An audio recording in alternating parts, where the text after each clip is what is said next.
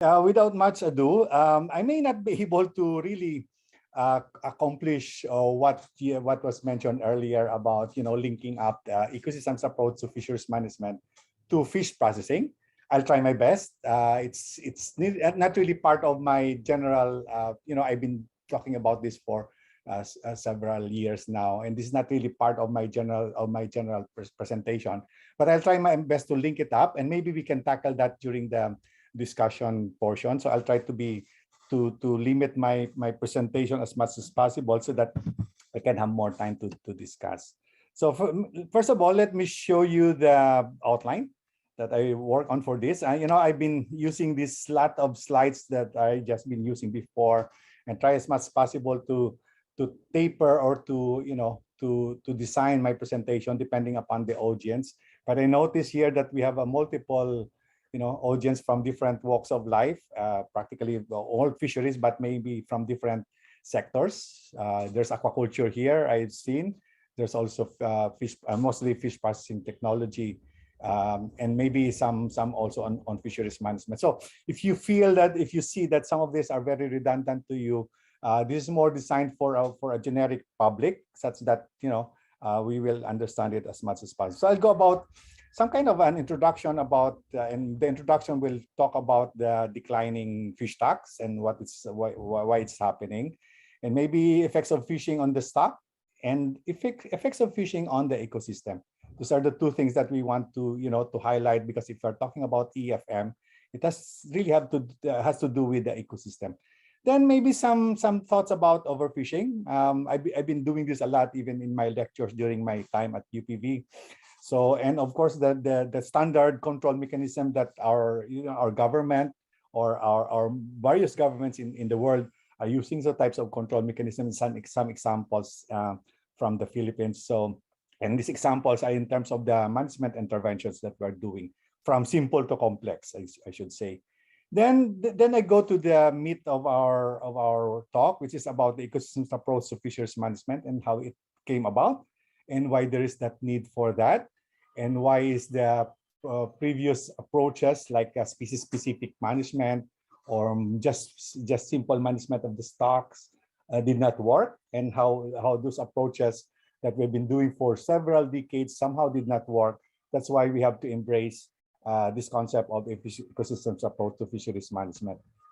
Now, the last one is maybe about some thoughts about mainstreaming EFM in the Philippines. It's probably where we could talk about the role of each sector in terms of mainstreaming EFM in the Philippines, and maybe that's how we would really end up our There are a number of slides that I also hide, because I'm in the interest of time, but we can probably open them up if there's still enough time later on. This is about the emerging threats about on our, including climate change. But I think that's for another session if there's another one. Because I think what is key here is that for us to just focus on the principles of EFM. So I always start with a very simple thing about showing why there's a decline in fisheries, in our fish stocks, and that these are some studies that we have conducted several years ago when I was still at the university, wherein we put together, troll surveys all over the country that we can, that we dig out from the archives, from the materials that was published by BFAR, by research institutions, and we came up with this figure that based on troll surveys, we really see a decline in our fish stock, standing stock. These are demersal stock densities based on various troll surveys in the Philippines from 1948, right after the war. I stopped here from 1995, but there are some recent surveys conducted by BFAR, especially in Visayan Sea, until I think this 2011, or even later, much later. Just correct me. I think about 2017, there was still one of the last surveys.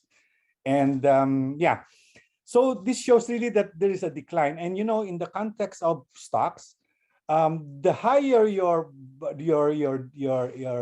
variance, that shows that the stock is somehow still good, because you can get big catch, you can have small small volume of catch, but you can also big catch. That's yung tawag nilang chamba, no, sa mga mangingisda.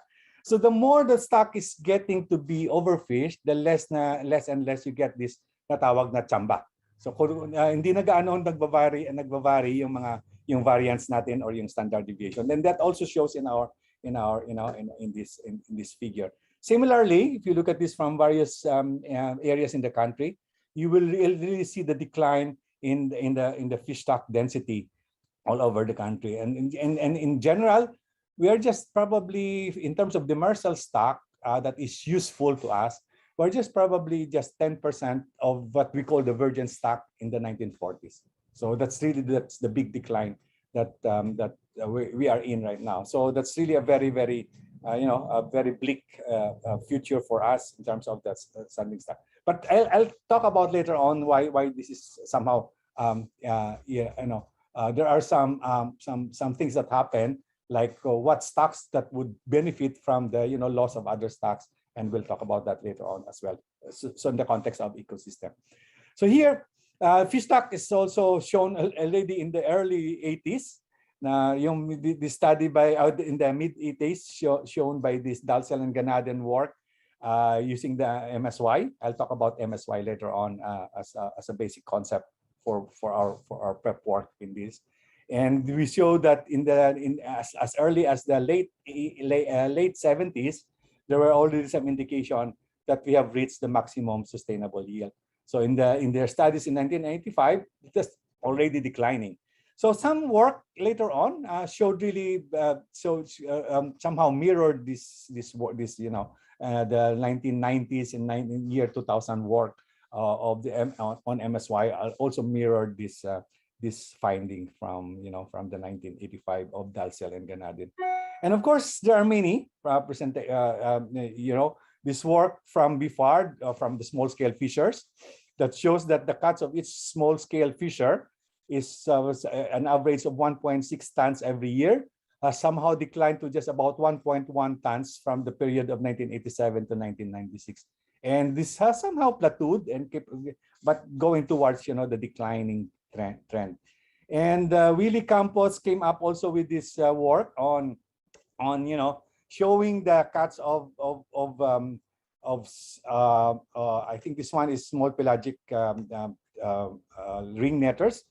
When we initially look at the data, we saw that the catch are not really declining, because if you consider it a catch per boat. But when we look at it in the context of horsepower, that means the amount of effort has increased because of the increase on horsepower. We realized, or Willie Campos realized, that there was really that decline. And also, you'll know the colleague Jingles also made a study on blue swimming crab. And this was continued lately also by Cheryl from BIFAR, from NSAP. And this showed that the blue swimming crab also, if you look at it from the individual fishers, there is no decline. It seems that the catch are maintained. But when we look at it, when he looked at it in terms of the number of panels, gill nets are divided into panels. So the more panels you have, the longer is your gill net. So when you look at it as a number of panels, there was really that decline in the catch. And Cheryl has also continued this work, and so this decline to be sometimes just level off, but also at some point also declining. So these are really indications of what we have. So why is this happening? Maybe you have to understand the context or the concept of what's happening to a stock. So what's happening really to our stock is that our stock this is a very, very basic fish 101 this discussion or figure. The stock is governed by several factors. So the stock can increase and the stock can also decline. So stock here is defined as a group of organisms, maybe just one species, or maybe a combined species in a particular area, like a bay or a gulf, or a space where they are really congregating, or somehow where their life history is somehow just milling around. So the stock is actually affected by several factors. One is that the stock continue to increase, mainly because its individual in the stock are growing. So the increase here is in terms of biomass, not in number, no. But the stock continued to increase because of the growth of each individual. So lumalaki ang biomass, and the stock also continued to increase because they are reproducing, and we call that recruits or recruitment. So with these two factors, these are the factors that will somehow continue to increase the stock. But that's not the end of the story, because these stocks are also dying, of natural death. And practically, this balances the increase of the stock to maintain a certain kind of volume in that population. Now, that volume is balanced, but unfortunately, or fortunately for human beings, but unfortunately for the stock, the human beings got interested in it as a source of food.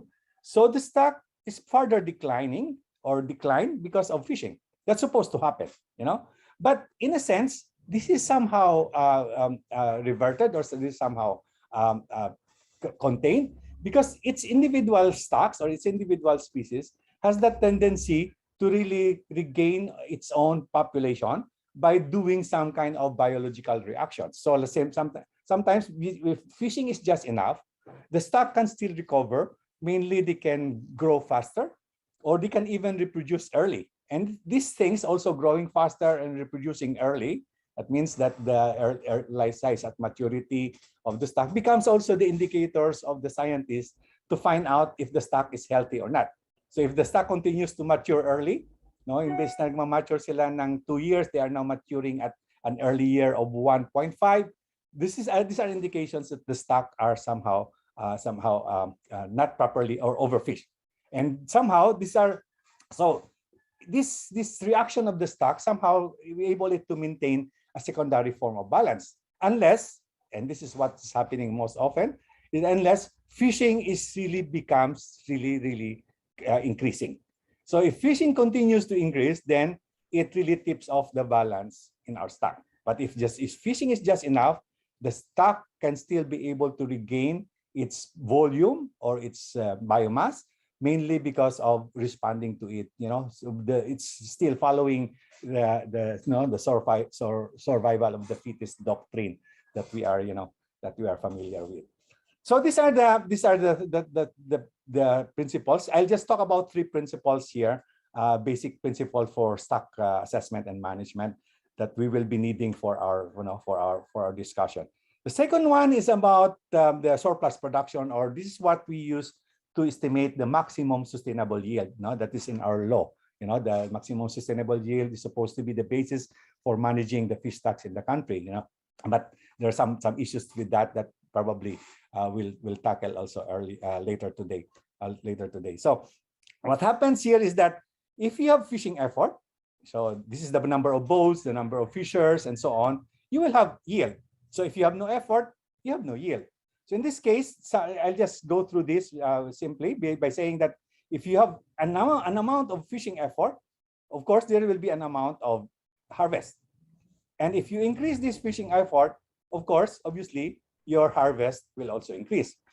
And obviously, if you look at this graph, it seems that it just keeps on going up and up. But of course, knowing that the stock has some limits in terms of its reproduction, it will need parent stocks to be able to reproduce. That means that it only reaches a point that wherein you can have the maximum fishing effort, and you can only have a maximum fishing yield.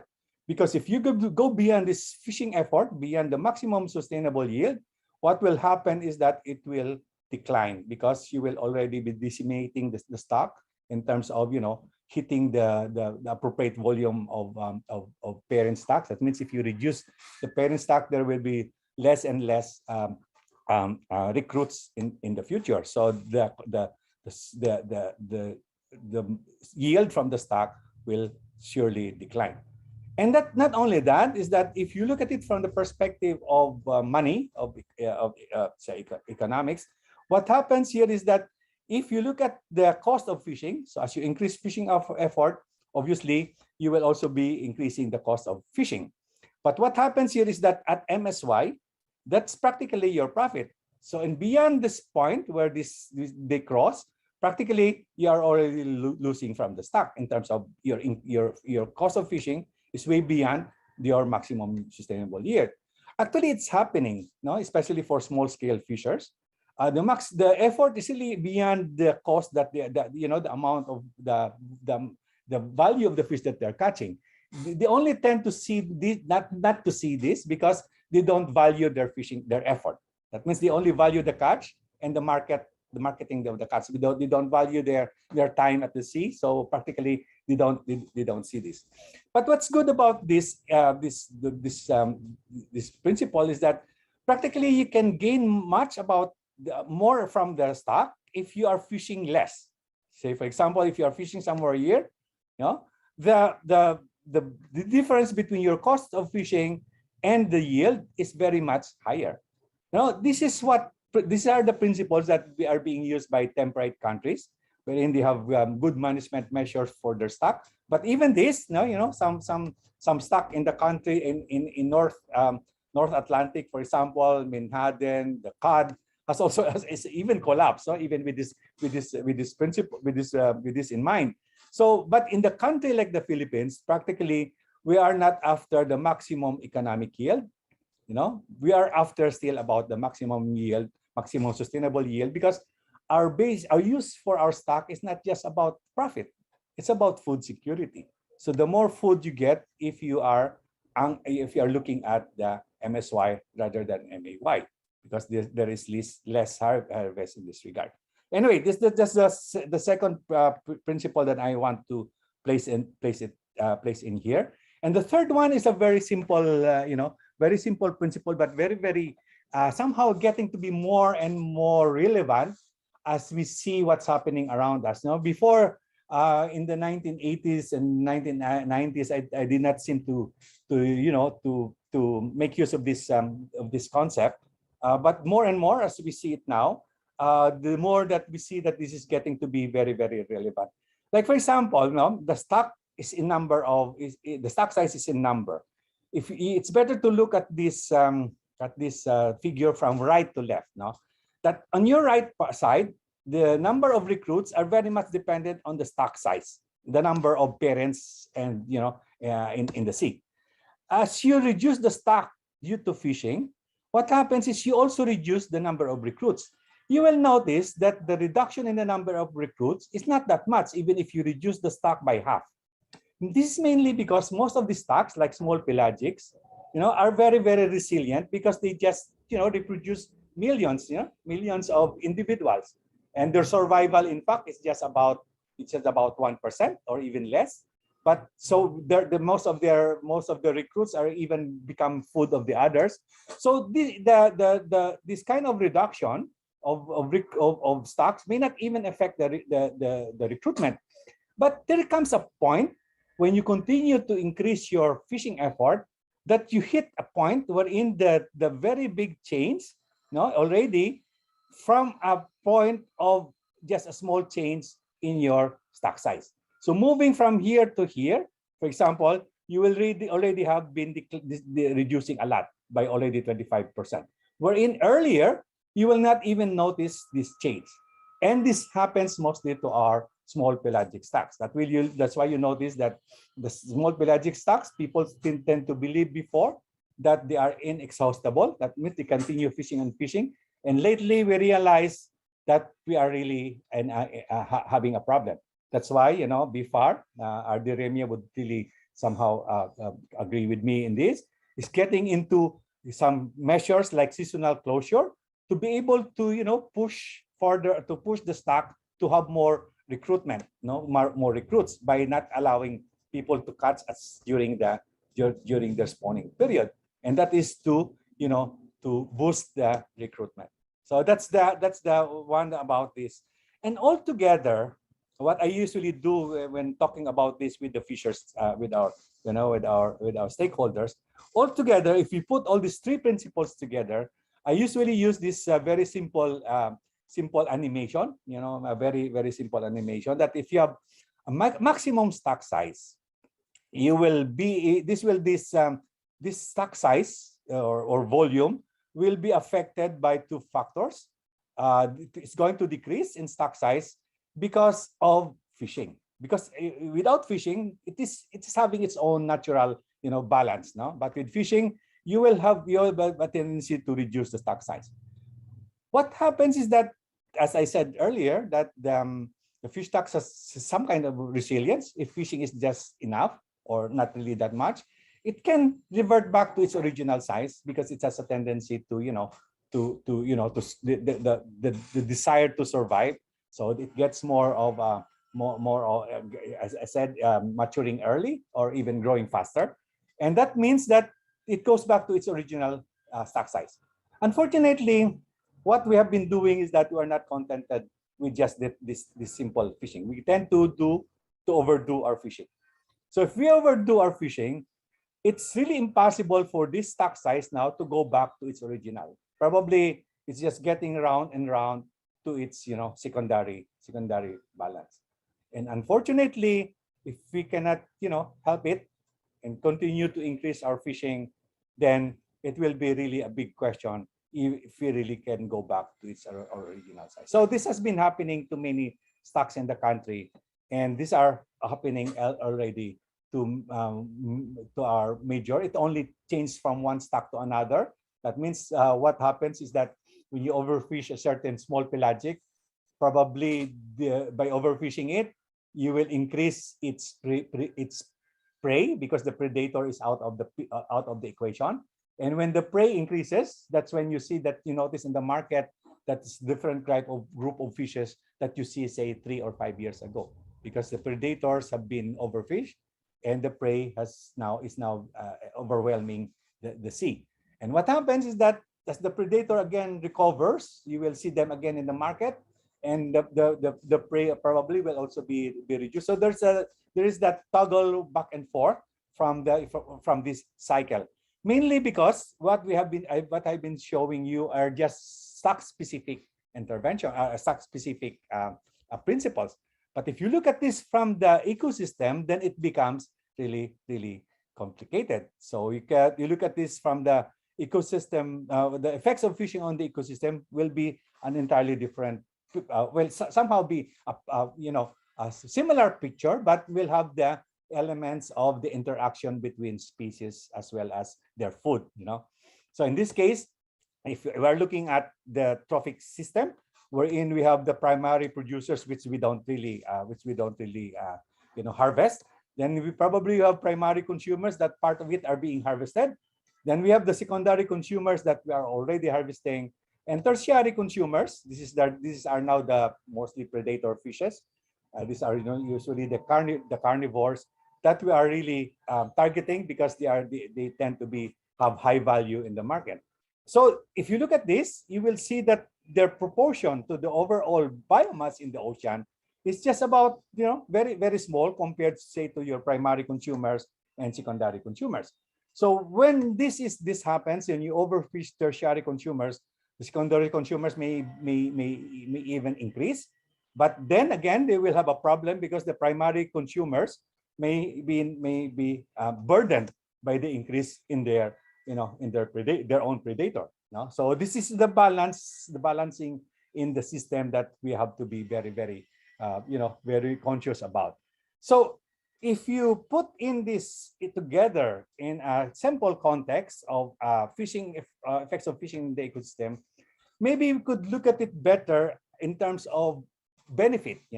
What is really beneficial to us?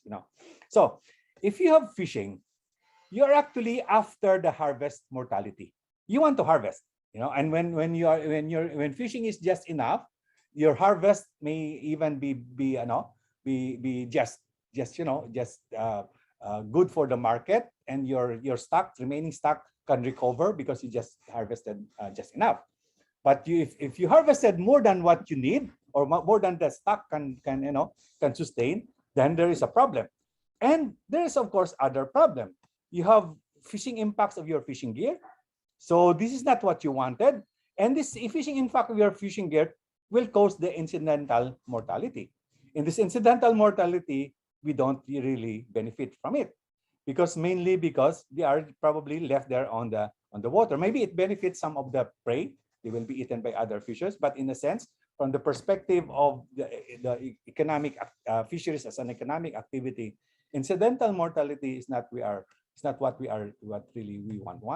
want. And this incidental mortality are mainly caused by illegal and unregulated fishing gears, mainly fine mesh nets and so on, because they are not the ones that we are, or maybe some blast fishing wherein the deaths of the fish are not even, you don't even harvest all the fish that you have killed during blast fishing, and maybe some other gears that destroy the bottom.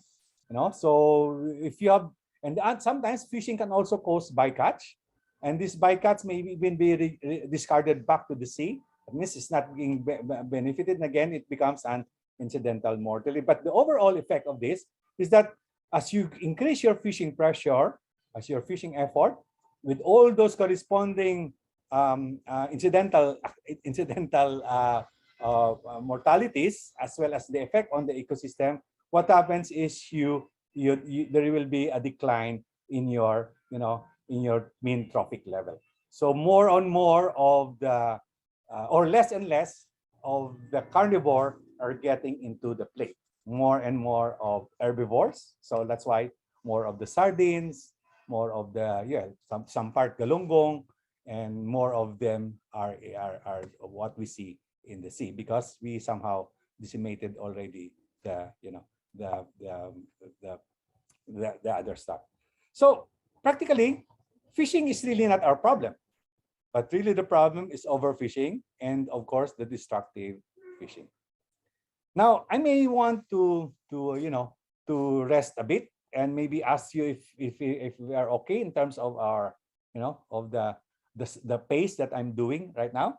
So I already spent something like over 30 minutes on this already, or about 25 minutes on this. What do you think? Are we still okay, or do you have any questions?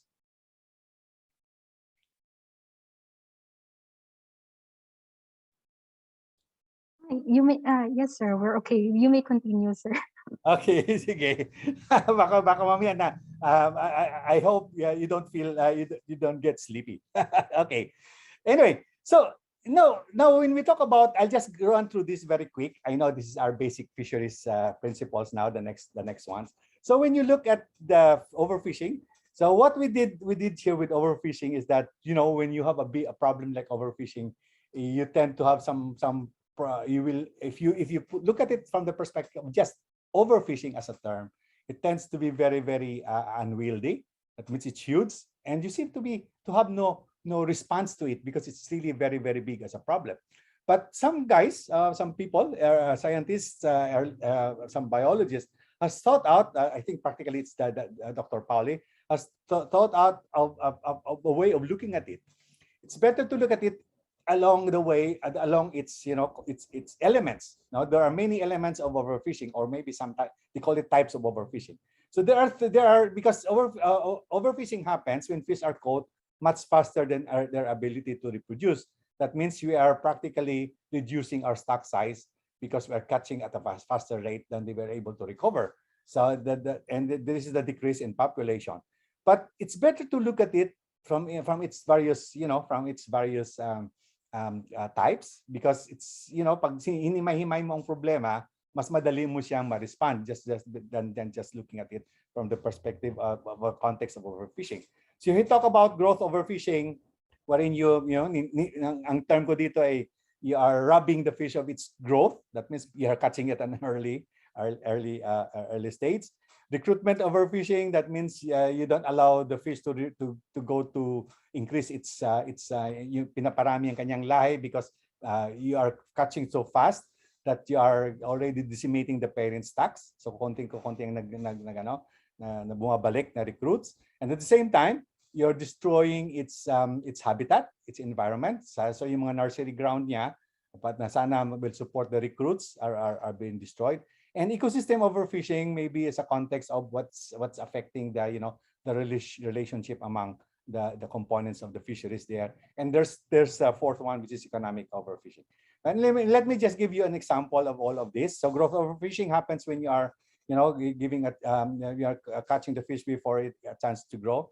Here are examples that you can easily respond to if you are, say, a fisheries manager.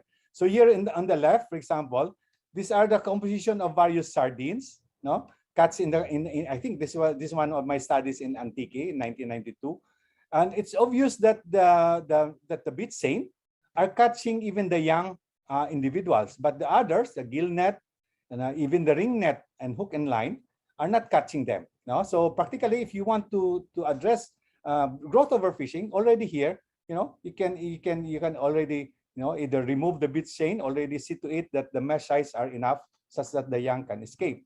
Here in among the tuna, for example, here in the various areas in the world, we notice that the tuna being caught in the Philippines because of our payaw are also contributing to growth overfishing because we're catching the much smaller tuna compared to the regular catch in the rest of the world. So we're catching more of the young from 10 to 39 centimeters. This is our immature tuna, and mainly because tuna, especially this is about big eye. I think this. Oh, sorry, this is about yellowfin tuna, because yellowfin tuna they school together. So, for example, the immature yellowfin tuna school together with skipjack, the same size, but actually the skipjack are already mature, but the yellowfin tuna is still immature. So when the porcine or ringnet catches them, there's a tendency, especially to catch also. There's a very high percentage of very young yellowfin tuna in the catch. And of course, for recruitment overfishing, these are just the stages of maturity of the various species that we found. I think this is Manila Bay, if I'm not mistaken, or San Pedro Bay in one of my studies. And we noticed that the stage 4, which are the mature, are getting to be really very small in terms of its percentage. These are percentage. So which means to say that this is a very young, the very young. So in fact, some very young stocks.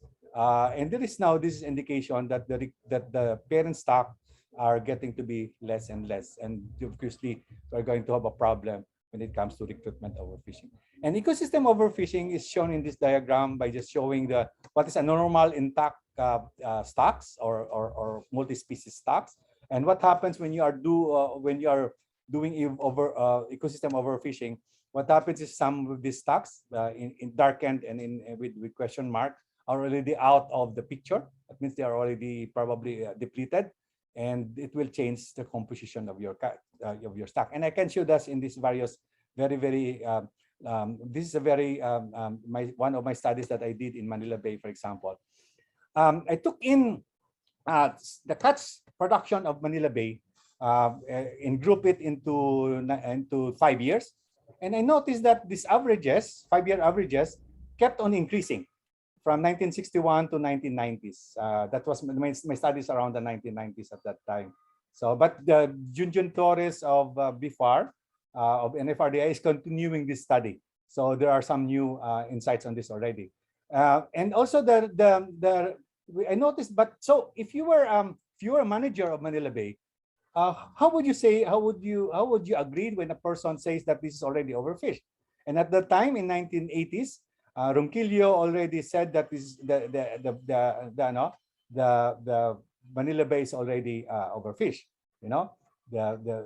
But then when we look at, so you cannot sense you cannot put sense in the statistics that says you are increasing in production but you say it's overfished.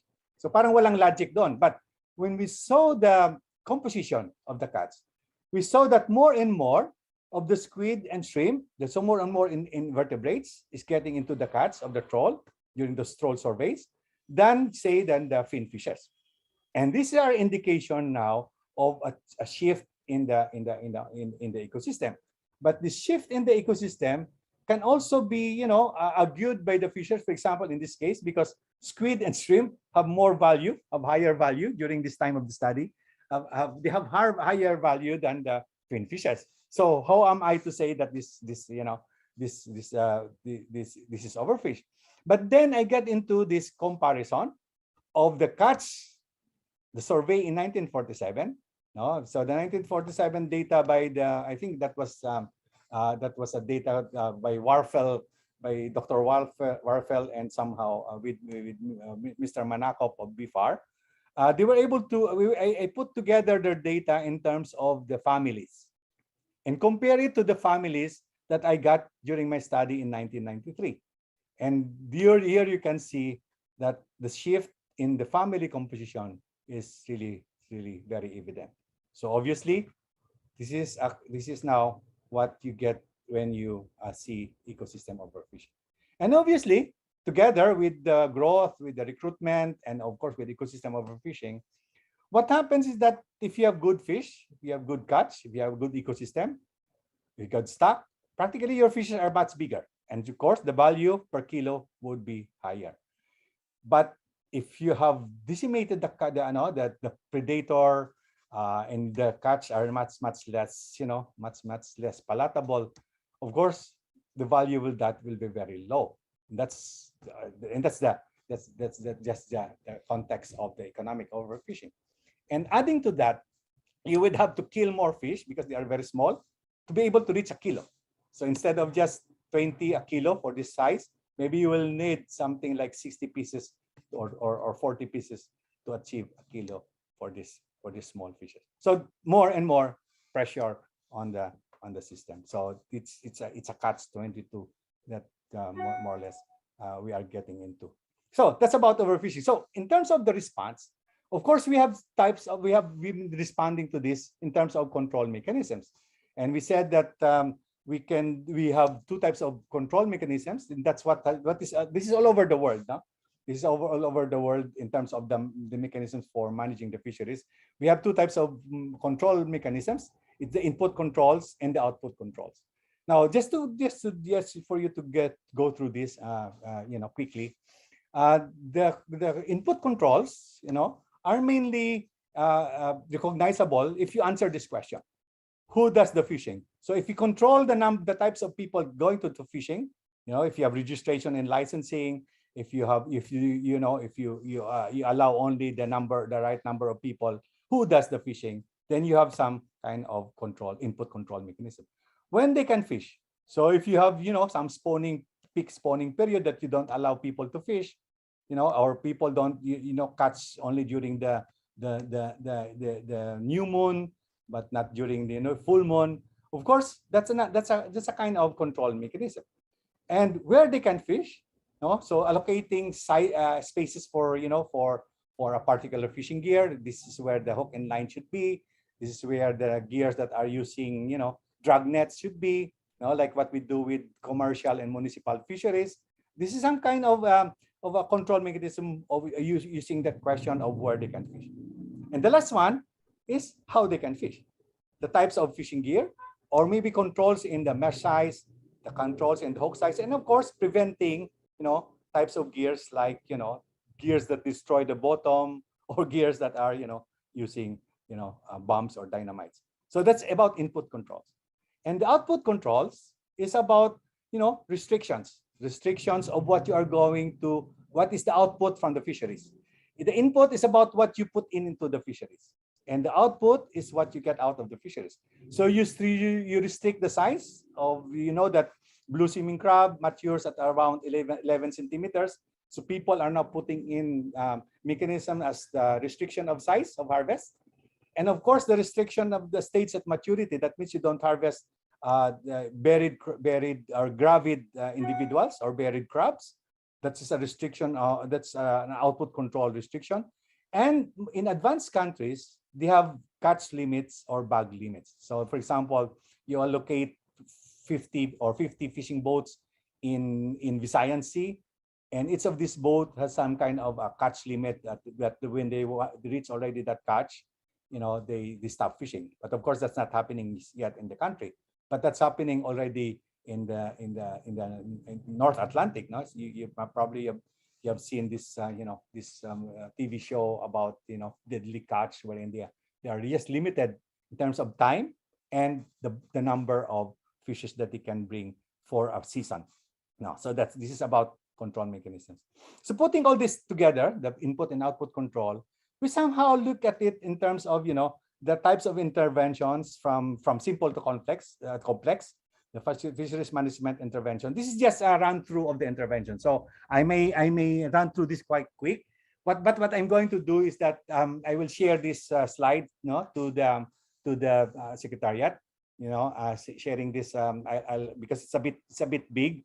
So I might send this through a Google Drive, and maybe share it with they can share it with you at some point this week or so on. So I'll just go to this quite quick, but maybe so the fisheries management interventions that we are doing, no, in the country, and maybe this is more of what I have been involved with in the past, say when I left the university, or even when I was still with the university, and this is much of what I was involved with. Being out of the university, I get to be more and more doing not just the research, but really implementing the results of the research. That means we are really going to the ground. So the most common intervention in the country is really the marine protected area. Maybe many of you are doing this already or helping out in doing this, and it is very successful to some extent that practically all over the world, maybe we are known for that, and we have even upped the ante at some on this. We are getting into complex, MPAs right now. So simply because MPAs are, in fact, we noticed it during our early project in the early 1999, so something like 2020s. We noticed really that the understanding of the MPA serve as entry point for community participation in fisheries management, and it also serves as a laboratory for fisheries management. Here, the sea fish grow, and the sea fish getting to be harvested bigger, and this is about putting into action some of the principles that I have discussed earlier. So by protecting by protecting an area, and catching only outside it as spillover, this get to be more and more common. No? So, and it's also a way of engaging the community with NGOs and even with the government. So because we know that MPAs require some kind of ordinance that the local government, that is the mandate of the local government, and it will require some kind of support from people's organization and non-government organizations, especially in their establishment.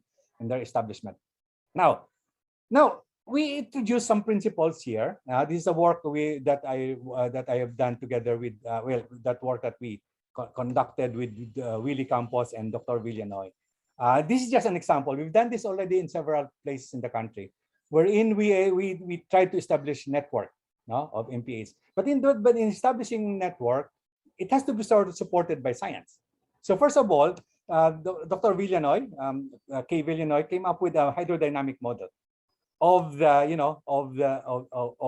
area. Where is the prevalent movement of the sea, of the movement of the current, such that when you know where the fish are being recruited or where the recruitment happens, you know where they can be settling, because they can be moved. A larvae can only be moved by currents. Now they cannot swim on their own yet. So with that, we did some simulation. Simulation is like a die. You just put in a color and see where this color gets through. So if you put in a die in one of the squares and see that if this die moves to another place, that means that's where the movement of the current is. And really came up with a study on the larval distribution. So we match the current with the larval study, and envision how they are going to be, how the larvae are going to be distributed all throughout the Noun. This is the Noun Reef in northern Bohol, and with that we came up with go no go figures, saying that the MPAs that we can support and the MPAs that we cannot support, because the MPAs that we can support are those that will be benefiting from what they called as the sink, the sink and the source, no? So the source and the sink principle, where the larvae came from, and the sink is where they are going to settle, and these MPAs will be the one to be to either be being a sink or being also a source. So this is the MPA that we ideally they both have to be sink and source, but in some cases some MPAs just become source and maybe less of a sink, but of course it contributes to the entire ecosystem. So with this, the design of MPA becomes more and more complex in a sense, because we tend to to agree to use some management principles or some ecosystem principles to be able to, so getting into the ecosystems approach to fisheries, this is what we are, that's what we are really trying to do here. Now, not just focus on one MPA, but network of MPAs that we want to start that support each other. So an MPA may have, say, a success, or maybe have some kind of benefit. Say, if the benefit of the MPA is 20%, maybe by putting it in a network, you can increase by the benefit by double, or maybe, but it always increase the benefit because you're putting it in a network. And then we look at applying ecological principles. This is very, very simple things like, for example, the scale analysis. We want to say if the scale is we need to increase the scale of the MPA than just its current shape. In the shape, would you have a circular MPA or a cigarette shape MPA? Of course, the circular shape MPA or the squares are more beneficial than the cigarette shape MPA. And the minimum distance between MPA, by studying the range of the species around, you will come up with the minimum distance between MPAs, because that's the one that where the MPA will survive. I mean, the sink and sources will somehow be effective with that range. And habitat representation, of course, as much as possible, we want to incorporate as much as possible all the three: coral reef, mangrove, and seagrass habitats, because each of these have their own value, have their own role. Some species will need seagrass to be able to for their nursery, and will need mangrove even for for them to for feeding and so on. So these have various use. And recently, we even come up to the point that we are incorporating now the climate. So we're incorporating long-term temperature measurements, and see where probably MPA needs to be increased in terms of its size, or increase in terms of being redundant. That means more add more MPAs, because there is that potential that the climate may, the temperature may affect the ever-increasing temperature may affect it. And maybe also finding ways wherein the temperature, the areas that are visited by high temperature, somehow you notice that this you happen to notice that the corals there seem to have survived. So this can become a resilient habitat that really become good candidate for your MPA network. So we are incorporating also the climate variables, temperature, as well as ocean acidification, and that's the MPA. And we have some simple simple interventions, like knowing that the blue swimming crab harvests at 10 or 10 centimeters. So there are now ordinances, especially we are working together with BFAR now, some ordinances along the municipalities which harvest blue swimming crab, such that we can, and this is in the National Management of Blue Swimming Crab. I may be wrong here with the centimeters. I think there's something more than 12 centimeters that's being recommended by NMP. Just correct me, Mimi, if I'm wrong. So the point is that we are going to introduce the principles here, which is a simple species like blue swimming crab. So preventing the catching of buried crab, and in some municipalities are impounding buried females, when in fact you are not supposed to catch them. You are supposed to return them to the sea. But some are going to the point of impounding them, such that they will allow them to to reproduce. So buhol, they call it, na para makapagyagyag. And then and also maybe there is that the zoning of crab fishing gears, because we notice that it's not about it's not about the fishing gear. It's about the location where the fishing gear is being deployed. Like, for example, in this case, the figure here is the crab gill net, and the figure at the bottom is the crab pot. But here at the bottom is the crab leaf net, which are being deployed very, very near the shore. So practically, these are the gears that catches very, very small crabs, and these are the gears that are catching the bigger crabs. So it's a matter of zoning, maybe preventing people from catching in the shallower area. So we have the science, and it's more of the implementation that goes with it. And then we have also very simple ones like, for example, the beach seine, and I guess coastline of Miagao, the Antique, and so on are very, very notorious for this. In this case, they are catching asset shrimp, so they call it pink shrimp in the area. But unfortunately, this shrimp, this catching of shrimp, catches with it the other juveniles, and we have even sold cellar chrominophthalmos. Show them that there are plenty of cellar chrominophthalmos because they go near the shore to feed during their after the spawning period. So when we looked at this, so we thought that maybe getting to a certain kind of system, not directly preventing people from fish, because you are allowed to catch surgisted shrimp, but using fine mesh nets, but only at a certain time. But now what they did is that they are catching all throughout the year. When we noticed that surgistids is only present during February to May. So what happened here is that during the intervention here in Lanusa Bay, we were able to convince people not to catch during June to August up to January. No, but of course some of them will have to adjust to it. That means some of them only do it before the February. Some of them do it only after the June. That means they are not totally doing it all the way we plan. But anyway, there's some development here. And the other one is the seasonal closure of danggit. And this is very, very simple because danggit happens to just become mature or become gravid or ready to spawn, or their spawning period is on the 3rd, 4th, and 5th night, after the new moon. So it's very simple, just closing those nights. And that happened and started in Palonpon and is repeated all throughout Palonpon Leyte, and is repeated in our project sites before. And it's now getting to be a norm in terms of sometimes nawawala ang enthusiasm, then they go back again to doing that period. Then it's a very big sacrifice for the fishers, because when we did the baseline, I noticed that during this new moon, especially the three nights after that, this is the time when they are really very, very abundant in the area. So there's a lot of sacrifice for the fishers as well.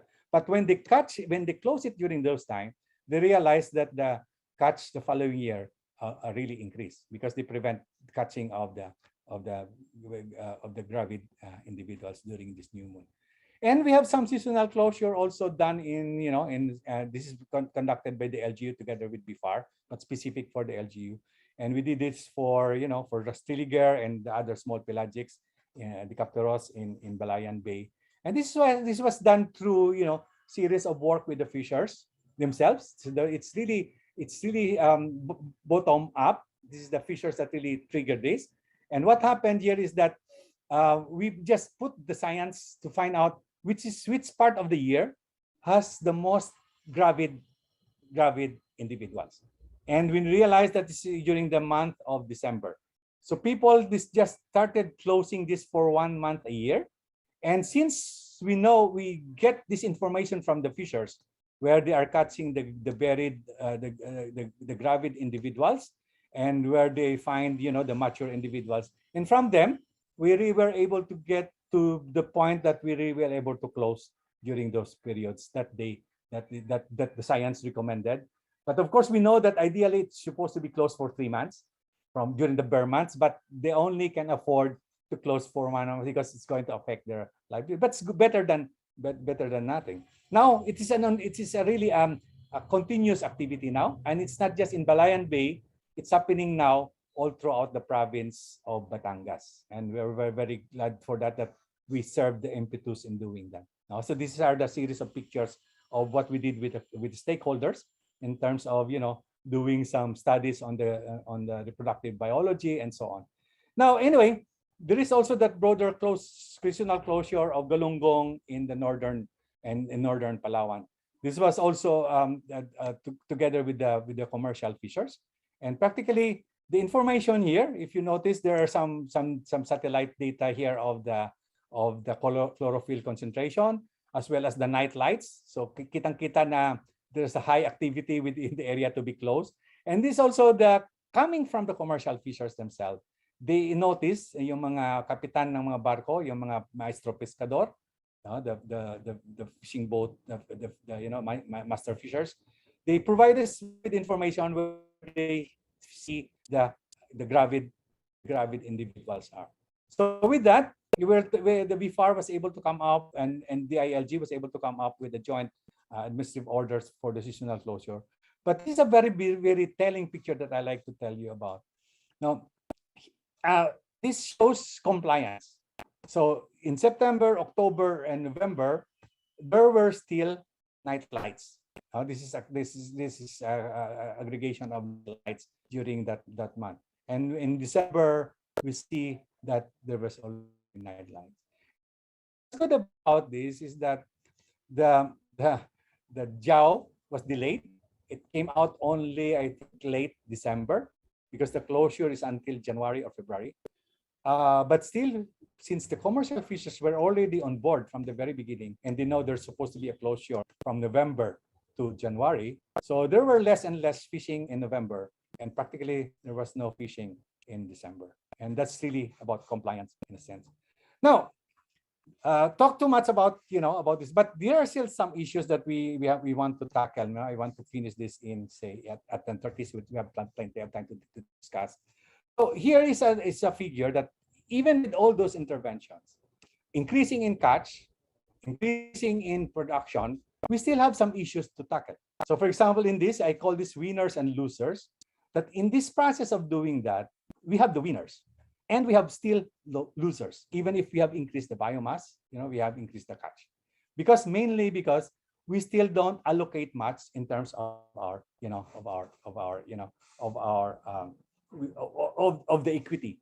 So the policies are not yet enough, because still the losers are the multiple hand line, bottom set, long line, and the winners are the Danish seine. This is in Bohol.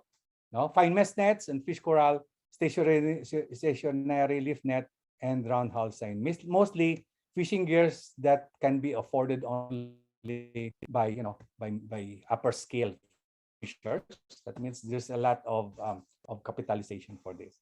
So this is still an issue. So we see success in this intervention. For example, in the project that I had in the year 2000 up to 2007, this has happened, but we saw that we are still not there because we lose still.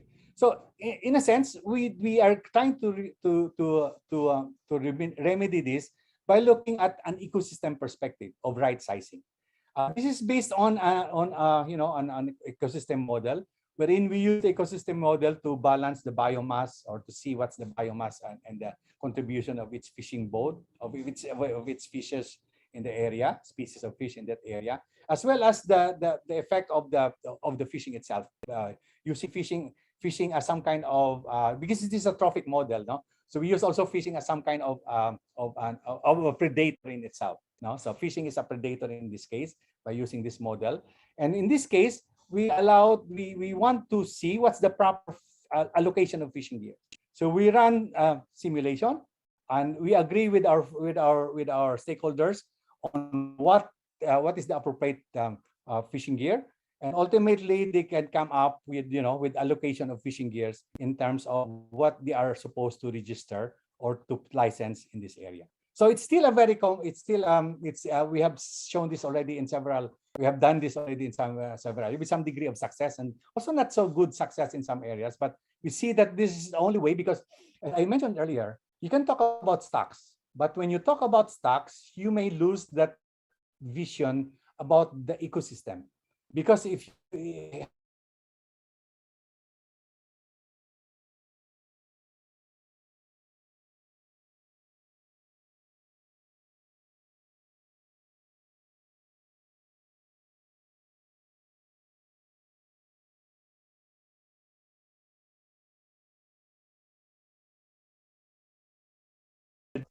have always to consider it into the equation. So this type of approach is what we are trying to do now, to bring in ecosystem principles, and practically this is one of the tools that we see that EAFM will be. So now let me get into how EAFM came about. This is just a series of, I think, 3 to 4 slides.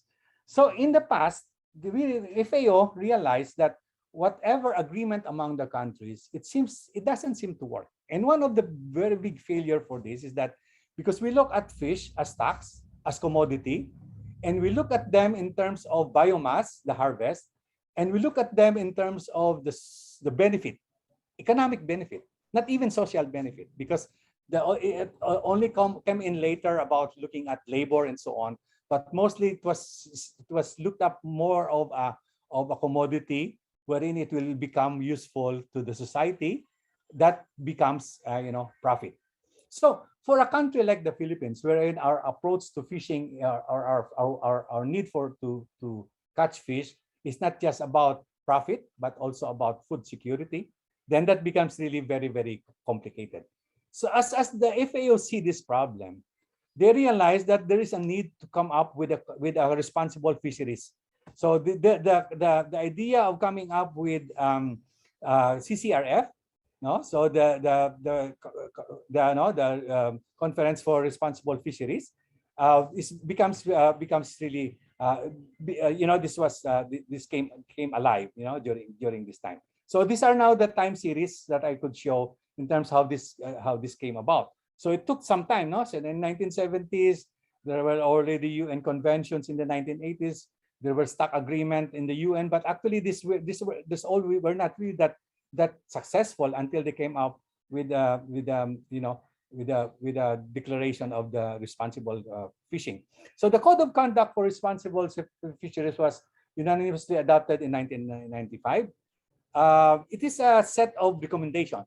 So practically, its country are expected to follow, but these are just recommendations because it's a code of conduct.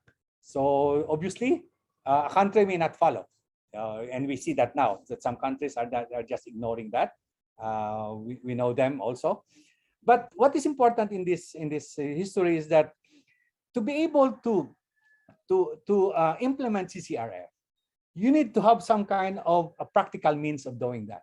And the practical means of doing that is being brought into the ecosystems approach to fisheries management. Practically, for FAO, they call this ecosystems approach to fisheries. They are not using the word management, mainly because this is management in the first place. That's their argument, no? But in our case, we are using this as a ecosystems approach to fisheries management because probably we want to differ from what we have been doing in terms of fisheries management, no? the usual one, which I will show later on. No? So it is defined here, no, just for the purpose of you having the notes, maybe not so as not you don't have to come up with the notes. The ecosystems approach to fisheries by the FAO is an approach to fisheries management and development that strives to balance diverse societal objectives. So this time around, we see now the diverse societal objectives. That means it's not just about the economic value, but not just the biomass value, but even the human well-being value by taking into account the knowledge and certain things about abiotic, and human components of the ecosystem. So human component here becomes really very, very, very, very tangible. Unlike before, they only look at biotic and sometimes abiotic, and their interaction and applying the integrated approach to fisheries within ecological and meaningful boundaries. So here the boundaries becomes also a very, very big factor because you have to superimpose your boundary with the governance of that boundary, of that species or the fisheries in that covered boundary, which we will be discussing later. This include taking account for the tropical development country context. Of course, this will include taking into account the fragility of the coastal ecosystem, particularly the coral reef system, and not just the coral reef, of course. We have the mangrove and seagrass, the multiple sectoral uses, the multiple species and multi-gill nature of the fisheries and the various needs of the coastal communities. So various needs of the coastal communities. Now maybe here we try to fold in now what happens after the fishing. No, and then that's where I think you will come in terms of post-harvest and so on, and the supply chain and so on, because the various needs of the coastal communities are somehow embedded into this. Now, so I mentioned to you earlier that I may not have the specific example for this, but we can really tune into that particular aspect of the human well-being as well as the contribution of the value chain to preventing catching more. You are preventing overfishing in a sense, because you increase more and more of the value in your value chain by getting more, say, equity for the people who had less equity from before, which I've shown also earlier, and so on. And maybe that's the concept, the context that we are getting into. So an ecosystem approach to fisheries management provides a practical and realistic way to sustainably maximize societal benefits from fisheries and coastal resources by finding a balance. This is the most important one. By finding a balance between ecological and human well-being through good governance. So these are the big words that we are usually using. Finding the balance between ecological and human well-being, and I think this is what is embedded in most of BFAR's 10654 right now. The human well-being part and the ecological part. So we now equate, because before we tried just to focus on the ecological well-being of the species there, but really we're now really finding out that focus on the human well-being, and of course the generator for this is the good governance, or the balancing of this is through good governance. So when you look at ecological components, you just not look at the target fish species. So we have been, that's why I've been mentioning about multi-species, even targets and non-targets, even the bycatch, even the incidental catch, the food chains, the habitats, and the environmental conditions now and the future. So thinking about climate change and so on is really a very big component of EAFM, not just the current, not just a particular group of fishers, but various types of and scales, other resource users, fish buyers, boat owners, fish processors, and other sectors, even outside the fisheries, tourism, agriculture, energy, and maritime. So it's somehow some kind of encompassing right now. The way we're looking at ecosystems approach to fisheries management. It's not just about the species, not just about the stocks. It's not just about the habitat where the stocks are, the biotic and the biotic, but it's really folding in the human well-being. And I think why ecological scale? Because when you look at the species, it's and the boundaries that they have, you may have an artificial boundary when in fact your species are moving from outside your bay to inside your bay, and maybe from the point of view that the species are maturing, are becoming mature outside, far away from the land, but becomes useful to that make use of the land for their spawning, and that becomes a very important factor in our ecosystems approach. And of course, there's the scale, the ecological scale that has to be with the governance scale. In the case of Danahon, this is what we experience. We look at 4 municipalities. We work together with us an alliance, and we realize that it's working very well. When we expand it to a broader scale of municipalities, it still worked.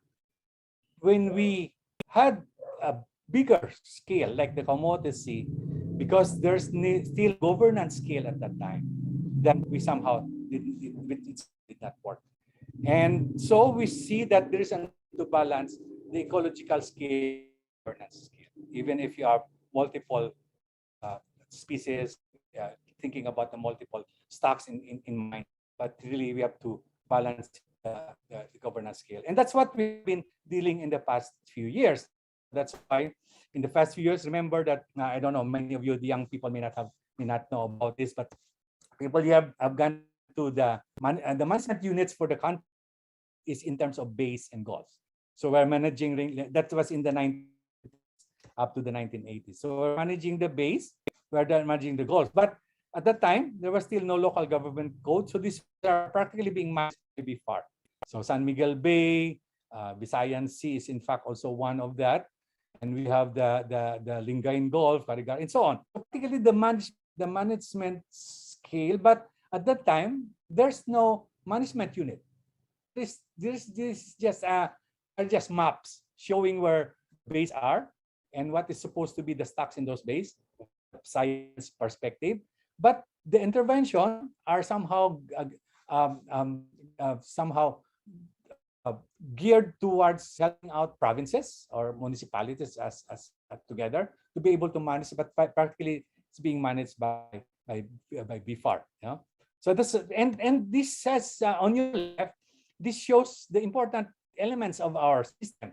So they this gray very light areas are actually the system that are really supporting our production, because these are the areas which are still photic zone. That means this is the area where you still have is reached by sunlight, and these are the areas which are very productive. But beyond that, these are just pelagics, large pelagics that are moving around.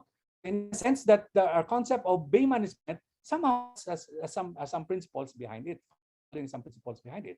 So, but when the local government came in, then came the municipal, and that somehow already introduced the issue about management, because if you have two management bodies, municipality, and of course beyond municipal waters, that somehow, because your stocks is not just confined to municipal waters, it goes from to beyond municipal waters, and it goes from another municipal waters to the other municipal waters. So that's the concept of and we started looking into the integrating management area. So if you're from Visayas, we've seen of this, the various attempt of people to work in alliances, and this is a very natural reaction to them, because we realize that our government, our stakeholders are aware that the fish are not confined to their municipal boundaries. You go beyond that. So by having an alliance, we somehow cover the stocks that are also being shared by these various municipalities. So this is just an example. This is happening all throughout the country. And lastly, we have the Fisheries Management Board. We have now the FMA, wherein we have we now have some kind of putting together a governance system. And at this point, we only have 12 FMAs, wherein we mentioned this before during our earlier work with BIFAR in the year 2000. We thought of having smaller areas, which are very. These FMAs tend to be wieldy because it's huge, but somehow this does not preclude people getting into sub-FMAs. So this can be. And this FMA is supposed to have an management plan, a management board, a science advisory group, and I know some of you here are members of the science advisory group, and they are supposed to be developing harvest control rules or harvest control rules for the stocks within those FMAs. So that's how we am. So maybe I may not have tackled a lot about post-harvest in this sense, but remember that when you're doing after the fishing activities, you tend to see it as a product. But if you look at it as a product or a control mechanism that will enable people to so to harvest responsibly. The responsible harvesting is the key here. This sustainable harvesting may be a word because that's quite unachievable. But responsible harvesting, if you get into responsible harvesting, practically your intervention in the post-harvest will tend to reduce the pressure in the sea. And that's how I always link the activities of the fishery. And much more, which is important in EAFM, the equity. The more you see in your value chain, that as you unpack your value chain, you tend to put in intervention such that more of the players, especially down the line from the catchers, to the aggregator, maybe more and more that we see where the benefit should come more, especially if you improve the product in terms of increasing its value along the. So I just want to link that up, but I reserve here some kind of 30 minutes, maybe 30 minutes, because I think closing remarks from RD Rimya allow for that. So guys, thank you. I think I have talked too much already. This is already about more than an hour.